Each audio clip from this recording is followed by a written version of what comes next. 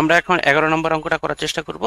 আমরা যদি 11 নম্বর অঙ্কটা দেখি, একজন চাকরিজীবী তার মাসিক আয়ের 60% বাড়ি ভাড়া ও পারিবারিক অন্যান্য প্রয়োজনে খরচ করেন। অর্থাৎ 60%। আমরা হোয়াইট বোর্ডে যাই, তাহলে আর একটু ক্লিয়ার হব। আমরা একজন ব্যক্তির কথা চিন্তা করি।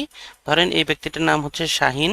তো শাহিন, উনি যে বেতনটা পান তার 60% উনি কি করেন, 60% উনি হচ্ছে বাড়ি ভাড়া এবং অন্যান্য যাবতীয় খরচ সেগুলোতে ব্যয় করেন।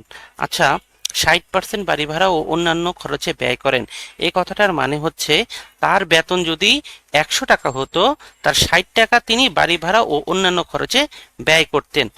আচ্ছা, এরপরে লাইনটা কি বলছে আমরা একটু দেখি। বাড়ি ভাড়া ও অন্যান্য পারিবারিক প্রয়োজনে তিনি 12,000 টাকা খরচ করেন। আচ্ছা, একদিক থেকে বলছে যে 60% হচ্ছে বাড়ি ভাড়া ও অন্যান্য খরচ ব্যয় করেন, আরেক দিক থেকে বলছে যে 12,000 টাকা উনি হচ্ছে খরচ করেন। অর্থাৎ এই 60% মানেই হচ্ছে এই 12,000 টাকা। ওকে। আচ্ছা, এখন আমাদেরকে কি বের করতে হবে? আমাদেরকে বের করতে হবে যে তার মাসিক আয় কত। সেটা আমাদেরকে বের করতে হবে। এটা খুব সহজ একটা অঙ্ক। তো আসেন আমরা হোয়াইট বোর্ডে করার চেষ্টা করি। এটা হচ্ছে আমাদের 11 নম্বর অঙ্ক। 11 নম্বর অঙ্ক। আমরা জানি যে 60% অন্যান্য খরচ ব্যয় করেন। তাহলে আমরা এভাবেই লিখতে পারি যে বাড়ি ভাড়া 60 টাকা খরচ করেন যখন মাসিক বেতন হচ্ছে 100 টাকা। এভাবে লেখার চেষ্টা করি।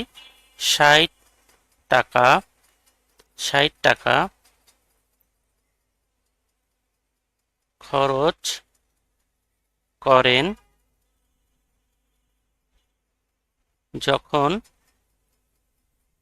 মাসিক বেতন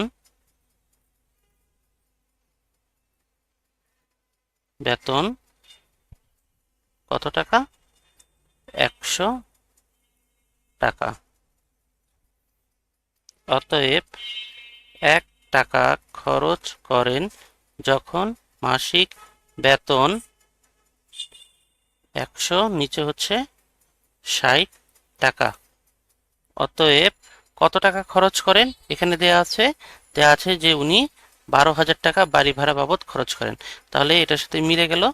তবে আমরা দেখতে পারবো এবার যে 12,000 টাকা, 12, 1, 2, 3,000 টাকা খরচ করেন যখন মাসিক বেতন, একটা আমরা এখানে একটু টান দেই, 100 গুণ 12,003, নিচে হচ্ছে 60।